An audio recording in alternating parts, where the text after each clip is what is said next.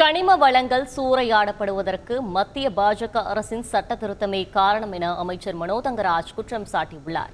கன்னியாகுமரி மாவட்டம் நாகர்கோவிலில் நிகழ்ச்சி ஒன்றில் கலந்து கொண்ட பிறகு செய்தியாளர்களிடம் அவர் பேசியதை தற்போது பார்ப்போம். கனிம வளத்தை பொறுத்தல்ல பிஜேபியினுடைய கபட நாடகம், நாம் தமிழுடைய கபட நாடகத்தை மக்கள் மத்தியில் விளக்குவதில் எனக்கு ரொம்ப மகிழ்ச்சியாக இருக்கும்.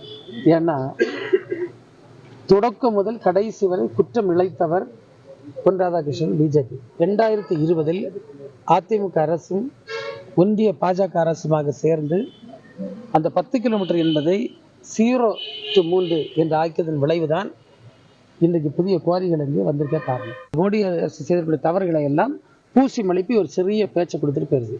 எந்த சூழ்நிலையிலும் இங்கிருந்து கனிம வளங்களை கேரளாவுக்கு எடுத்து செல்வதற்கோ அல்லது அதிகனக வாங்கலை கொண்டு செல்வதற்கு அந்த அரசு அனுமதிப்பதில்லை என்பதில் மிக உறுதியாக இருக்கிறது. எனவே தான் இப்போ கூட 15 ஸ்குவாடு போட்டிருக்கு.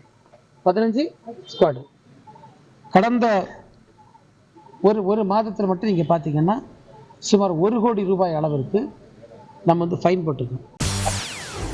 செய்திகளை உடனுக்குடன் தெரிந்து கொள்ள உடனே சப்ஸ்கிரைப் பண்ணுங்க.